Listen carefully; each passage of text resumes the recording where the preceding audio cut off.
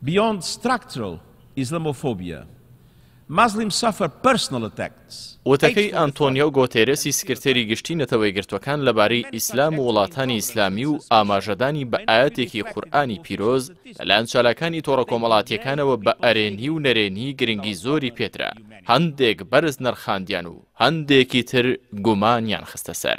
لە چوارچێوەی چالاکیەکانی کۆمەڵەی گشتیدا بە بۆنەی ڕۆژی جیهانی بەرەنگاربوونەوەی دژایەتی ئیسلامۆفۆبیا کە هەموو ساڵێک 15 ئازاری بۆ دیاری کراوە. ئانتۆنیۆ گۆتێرەس لەبارەی هەوڵی وڵاتانی ئیسلامیەوە بۆ پاراستن و لەخۆگرتنی پەنابەران ئەوانی لە ڕیزی پێشەوەی وڵاتانی جیهان ناوبەرد. گۆتێرەس لەبارەی وشەی ئیسلامەوە ئاماژەی بەوەدا کە ئەم ئاینە لە بنەماکانی ئاشتی یاخود وشەی سەلامەوە سەرچاوەی گرتووە. هەر بۆیە شە لە کاتی بەرپرسیارەتی کاروباری پەنابەرانی نەتەوەی گرتوەکان هەستی بە بەخشندەی وڵاتانی ئیسلامی کردووە کە دەواازەی وڵاتانیان کردووەتەوە بۆ ئەوانەی ناچار کراون بۆ وڵاتن لە وڵاتەکانیان لە کاتێکدا زۆر وڵاتی دیکە دەواازەکانیان بەڕوویاندا داخستووە.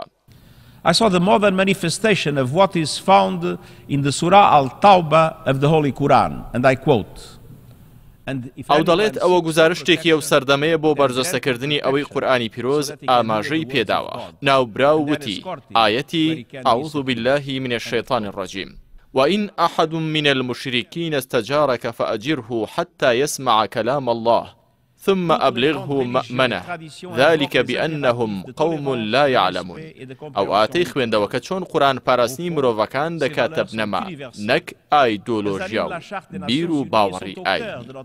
چالاکانی تۆڕە کۆمەڵاتیەکان هەروەکو زۆربەی بابەتەکانی ڕۆژ دابەش بوون بەسەر یار و نەیاردا. لە ئەنگران ئەو وتەی گۆتێرێسیان پەسەند کرد و ئەوەیان بە وەرچەرخانێکی گونجاو لە قەڵەمدا بە تایبەت ناوبراو سکرتێری گەورەترین ڕێکخراوی جیهانیە و بەڕێزەوە ئاماژەدان بە ڕۆڵی ئیسلام وەکو ئاینی ئاشتی و پەنادەری لێقەوماوان گۆڕانکاریەکی ئەرێنیە.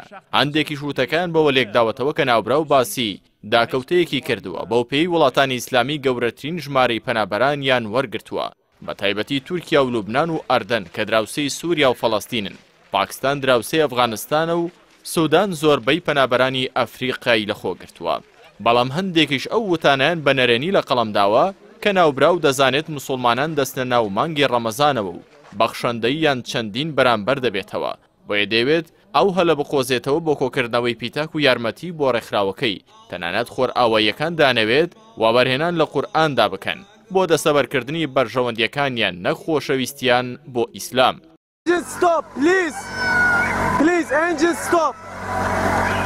لە کۆتایی ساڵی 2022دا ئاماری ئەوانەی لە جیهاندا ناچار کراون بە کۆچکردن و پەنابردن بۆ وڵاتان گەیشتووە تا 100 ملیۆن کەس کە تورکیا زۆرترین پەنابەری لە خۆی گرتووە کە زیاتر لە 4 ملیۆن کەسن.